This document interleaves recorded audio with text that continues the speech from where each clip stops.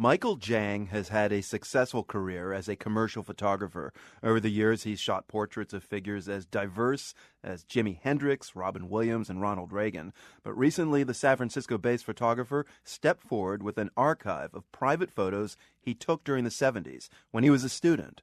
These are family photos, and they document Chinese-American life from the inside. Here's Alina Simone with the story. When I asked Michael Jang, who's jokingly called himself the Rip Van Winkle of photography, why he waited more than 30 years to reveal these photos of his family, he gave a couple of different answers. I just did it for fun, and it was homework, and I didn't get that much positive feedback at the time from my teachers, and I just didn't think it was any big deal. And this. In the 50s and 60s, being Chinese was a lot different than being Asian in the new millennium.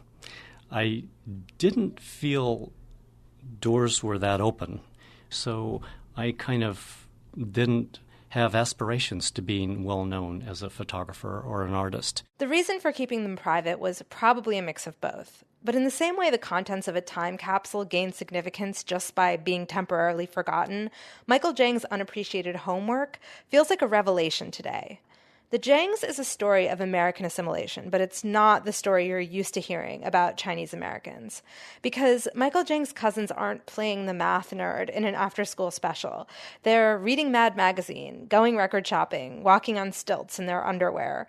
Their bedrooms are covered in football posters. Their dad is asleep on the shag carpet. In retrospect, I'm pretty sure there isn't anything, a document like this, of Chinese in America in the 70s. The series came about almost by accident in 1973 when Michael was in college and signed up for a photography workshop with the legendary Lisette Modell in San Francisco. I stayed with my cousins close by. They let me stay there this summer, and I realized what a goldmine they were. So I just started photographing them and bringing that work into class. They just had a crazy lifestyle. A lot of us have families with a crazy lifestyle, but our photos still suck. Because it's not just about knowing your f-stops or having the right lens. If you want a family photo album like the Jangs, you have to be tenacious and fearless. When you kind of photograph your own family, it's very hard. You'll get the hand in the face, just don't do this. And it just makes you want to quit. But I was persistent, and I think I just basically broke them down. Luckily, they were good sports. Luckily because they certainly weren't crazy about the photographs either. They weren't necessarily flattering.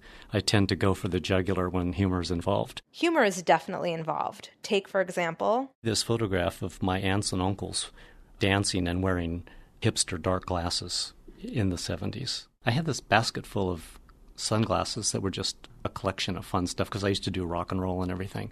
Everyone chose them and put them on, and it just ended up being the last shot of the whole series. In fact, you can look at it. I wasn't even framed. I actually missed it. People are kind of off-center, and they're looking away, and the whole group is kind of breaking up. And who would have thunk it, right, that this is going to be in the Museum of Modern Art someday? Who would have thunk it, in part because, let's face it, the words funny and fine art don't often go together. I recall experiences of going to museums and it almost feeling like walking through a mausoleum. You're not going to hear anyone laughing in there.